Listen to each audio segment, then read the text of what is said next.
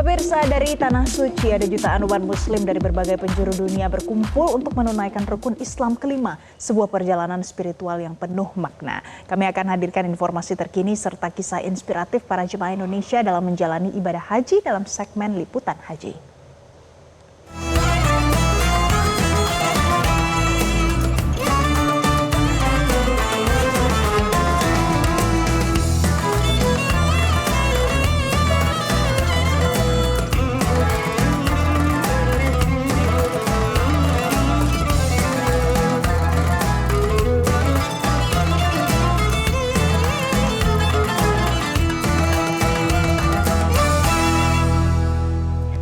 Pemirsa, Satuan Tugas Arafah, Musdalifah, An-Mina atau Ar-Musna mulai menyisir kesiapan sarana dan prasarana di area wukuf Arafah.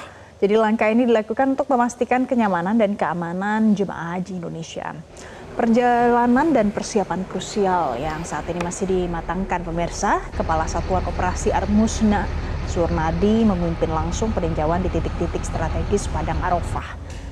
Fokus utama meliputi kesiapan markas jemaah, rute murur, serta jalur evakuasi di 10 sektor ad hoc. Dan tim Satgas juga melakukan evaluasi posisi markas bersama pihak syarikah. Mereka juga memastikan kelancaran bus Taradudi untuk mendukung mobilisasi jemaah pada 9 Zulhijjah. Ada 586 petugas akan diterjunkan mulai 7 Zulhijjah waktu Arab Saudi. Mereka akan mengawal 4 pilar layanan, yakni akomodasi, konsumsi, transportasi, dan juga kesehatan. Ada sekitar 10 maktab, kita akan cek semua itu. Yang sangat krusial itu antara perencanaan yang syarikat dengan kita, kami cek di lapangan, ada beberapa maktab yang ada double. Nanti ke depan, kami akan tinjau lagi kebenarannya maktab dengan yang kita tinjau. Kemudian lanjut ke dalamnya, bagaimana kesiapan alat atau sarana prasarananya, tendanya, kemudian kasurnya, bantalnya, MCK-nya, airnya, dan lain sebagainya.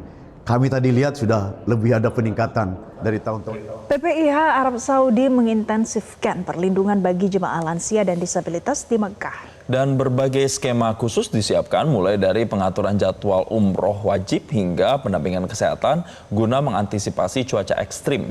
Kenyamanan jemaah lansia dan disabilitas menjadi prioritas utama. Di sektor 7 wilayah Misfalah, Mekah, petugas menerapkan skema keberangkatan umroh wajib secara terpisah. Jemaah dengan kondisi fisik prima diberangkatkan lebih awal agar dapat membantu mendampingi jemaah lansia yang berangkat pada hari berikutnya. Selain itu, tim Landis dan Kesehatan melakukan visitasi rutin hingga 3 kali sehari, mulai dari membantu aktivitas harian hingga memfasilitasi komunikasi dengan keluarga di tanah air. Di tengah suhu Mekah yang mencapai 40 derajat Celcius, jemaah dihimbau membatasi aktivitas di luar ruangan. Ibadah di Masjidil Haram disarankan pada waktu subuh atau menjelang maghrib. Untuk terima khusus terkait jamaah lansia dan disabilitas, kami mempunyai tim Landis dan juga yang akan bersiaga secara penuh buat menerima kedatangan para lansia dan disabilitas. Jadi bila ada jamaah, apalagi khususnya untuk kaum disabilitas atau lansia, kami berikan treatment apakah ada kendala, Bapak Ibu, apakah ada yang perlu kita bantu. Insya Allah semuanya sudah kami atasi semaksimal. Pemirsa, jelang kedatangan gelombang kedua saat ini persiapan terus dimatangkan dari sisi transportasi, akomodasi maupun layanan lain bagi jemaah. Untuk informasi terkini saat ini kita akan tanyakan langsung pada jurnalis Metro TV Mahmud Fauzi langsung dari Madinah yang tergabung dalam tim Media Center Haji 2026. Ya, kita langsung sapa. Selamat pagi waktu Indonesia. Mahmud, jadi bagaimana proses pergerakan jemaah menjelang kedatangan gelombang kedua jemaah haji Indonesia di sana? Baik, selamat pagi Jason dan juga Valen. Benar sekali, memasuki hari ke-16 masa operasional penyelenggaraan ibadah haji di Tanah Suci atau memasuki hari terakhir keberangkatan jamaah haji gelombang pertama. Dari pantauan yang kita lakukan secara umum, pergerakan jamaah haji Indonesia ini berlangsung aman, lancar, dan juga tertib. Dari pantauan yang kita lakukan, pergerakan jamaah haji Indonesia ini, baik kedatangan jamaah haji di Bandara Amir Muhammad bin Abdul Aziz di kota Madinah, maupun pergerakan jamaah haji dari kota Madinah menuju ke kota Mekah ini relatif berjalan aman. Hingga pagi ini sekitar pukul 05.00 saat ini sudah ada sebanyak 248 kloter jamaah haji atau sekitar 96.300 jamaah haji Indonesia yang telah tiba di Tanah Suci baik di kota Madinah maupun di kota Mekah. Dari 96.300 jamaah haji tersebut terdiri dari 20.583 lansia. Sementara itu hari ini juga diagendakan akan ada kedatangan jamaah haji dengan jumlah yang cukup besar, yakni sebanyak 21 kloter jemaah haji. Jika dikalkulasikan dengan seluruh jemaah haji Indonesia yang berjumlah sekitar 221.000 jemaah haji, saat ini sudah ada sekitar 45% jemaah haji Indonesia yang telah tiba di Tanah Suci. Sementara itu, untuk pergerakan jemaah haji dari kota Madinah menuju ke kota Mekah untuk melanjutkan rangkaian penyelenggaraan ibadah haji, saat ini sudah ada sekitar 93 kloter atau sekitar 30.000 jamaah haji Indonesia telah bergerak dari kota Madinah menuju ke kota Mekah. Hal ini juga direncanakan akan ada sebanyak 20 kloter jemaah haji yang akan kembali bergerak menuju ke kota Mekah. Jarak antara kota Madinah menuju ke kota Mekah ini berjarak sekitar 440 km atau bisa ditempuh dengan menggunakan roda angkutan darat ataupun bus, memakan waktu sekitar 6 hingga 8 jam. Nantinya sebelum tiba di kota Mekah, seluruh jamaah haji diwajibkan untuk singgah di Masjid Bir Ali untuk melakukan mikot makani. Seluruh pergerakan jamaah haji ini, baik pergerakan kedatangan di bandara maupun pergerakan menuju ke kota Mekah ini dilakukan di tengah cuaca Arab Saudi yang panas dan juga kering. Tentunya dengan cuaca yang panas dan juga kering ini tentunya akan memiliki risiko tersendiri bagi jamaah haji Indonesia, khususnya bagi jemaah haji lansia jika tidak diantisipasi dengan benar. Seluruh jamaah haji lansia khususnya dihimbau untuk tidak melakukan aktivitas di luar ruangan secara berlebihan, mengingat kondisi cuaca di Arab Saudi saat ini untuk di kota Mekah bersekitar antara 40 hingga 41 derajat Celcius, sedangkan di kota Mekah berkisar antara 41 hingga 42 derajat Celcius. PPIH Arab Saudi khususnya Tusi Kesehatan menghimbau seluruh jamaah haji ini untuk bisa menjaga kesehatan, tentunya dengan mengkonsumsi air putih setiap 1 jam sekali sebanyak 100 ml, sehingga secara keseluruhan dalam sehari jamaah haji ini diimbau untuk mengkonsumsi air putih sebanyak 2 liter. Selain itu, jamaah haji khususnya jamaah haji lansia juga diimbau untuk sementara waktu melakukan sholat zuhur dan sholat asar untuk sementara waktu ini di hotel saja karena kondisi cuaca memang cukup panas dan cukup terik. Seperti kemarin waktu saya melakukan pantauan di Masjid Bir Ali, di tengah cuaca terik ini saya sempat bertanya kepada beberapa petugas, bahkan untuk satu petugas dalam sehari ini bisa mengkonsumsi sampai 15 botol air mineral. Tentunya dengan kondisi cuaca yang panas ini, seluruh jamaah haji diimbau untuk bisa menjaga kesehatan sehingga nanti bisa beribadah dengan aman dan lancar di Tanah Suci. Ya, jadi ada sejumlah hal yang harus memang diperhatikan untuk jemaah haji di sana, termasuk untuk menjaga kesehatannya. Terima kasih Mahmud Fauzi melaporkan langsung dari Madinah, Arab Saudi. Nah, pemirsa, selain itu fasilitas dan juga pelayanan prima adalah kunci ketenangan jemaah haji Indonesia dalam menjalankan ibadah haji di Tanah Suci. Salah satunya adalah fasilitas yang didapat di Hotel Al Hidayah Tower di kawasan Aziziyah Mekah. Ada beragam fasilitas didapatkan jemaah, mulai dari fasilitas untuk jemaah haji lansia dan disabilitas. Dan untuk informasi selengkapnya, berikut laporan jurnalis Metro TV Akmal Fauzi langsung dari Mekah, Arab Saudi. Oke pemirsa Metro TV, saat ini saya ada di Hotel Al Hidayah Tower di kawasan Aziziyah Mekah, Arab Saudi. Ini menjadi salah satu hotel jamaah haji Indonesia. Hotel ini terdiri dari 10 tower dan menjadi salah satu hotel terbesar yang akan ditempati oleh jamaah haji Indonesia. Rencananya ada 21.000 jamaah haji Indonesia yang akan menempati Hotel Al Hidayah ini. Untuk lebih lengkapnya, nanti kita bisa lihat bagaimana fasilitas yang akan didapatkan oleh jamaah haji Indonesia yang menempati Hotel Al Hidayah Tower.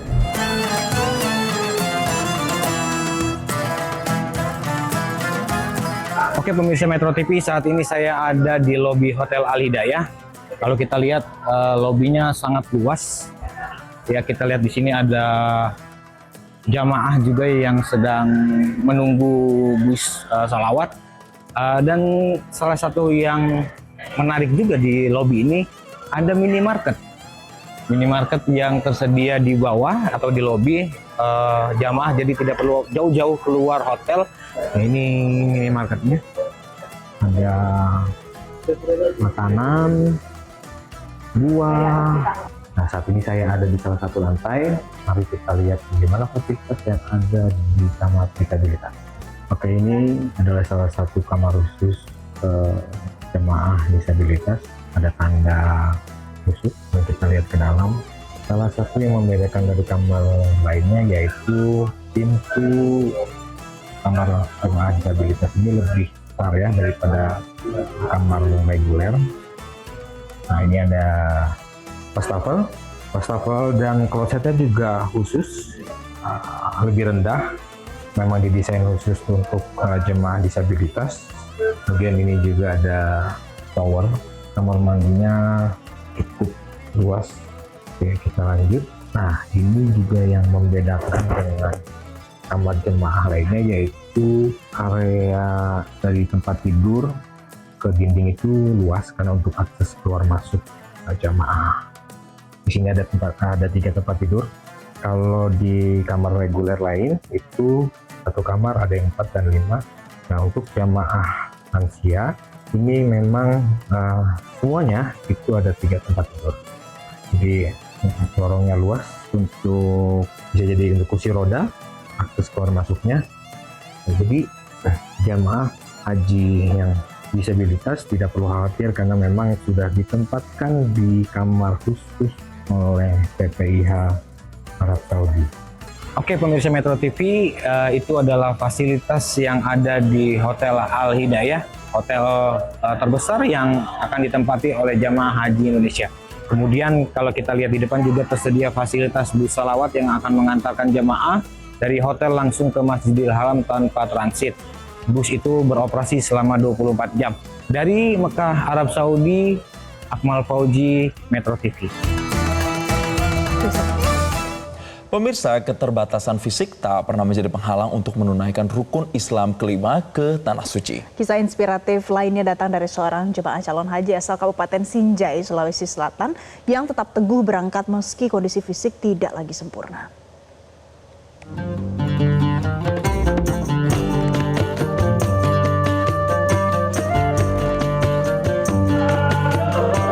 Penantian panjang akhirnya berbuah manis bagi Kasma Muskin Nusi, jamaah calon haji yang tergabung dalam kelompok terbang atau kloter 17 embarkasi Makassar ini. Kini siap memenuhi panggilan Baitullah. Meski harus duduk di atas kursi roda, Kasma tetap menunjukkan ketenangan dan senyum yang tulus. Namun di balik senyum tersebut, tersimpan perjuangan panjang yang menguji keteguhan hati. Perempuan asal Kabupaten Sinjai ini sebenarnya telah mendaftar haji sejak tahun 2011. Namun rencana keberangkatannya pada tahun 2023 lalu harus tertunda akibat kondisi kesehatan. Ujian kembali datang pada tahun 2024. Takdir berkata lain saat penyakit gula yang dideritanya memburuk. Kasma harus merelakan kaki kirinya diamputasi hingga bagian paha, bahkan tangan kanannya pun kini mengalami pelemahan fungsi.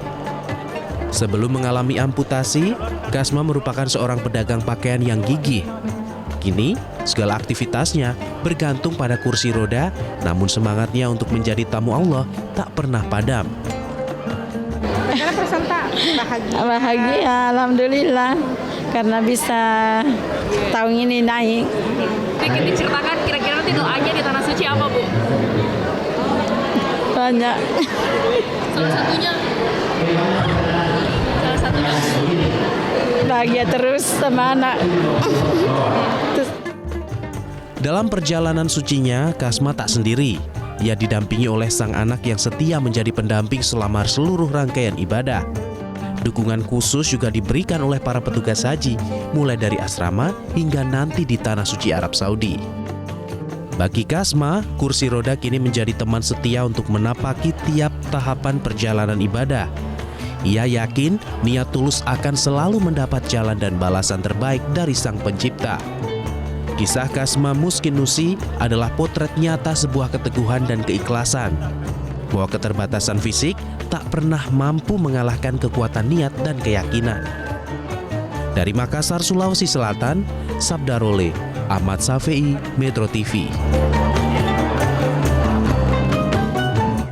Usai jeda, kami akan ajak Anda ke Meksiko karena ada ratusan warga di Meksiko yang kembali jelajahi cara baru mendapatkan informasi. Download Metro TV Extend sekarang.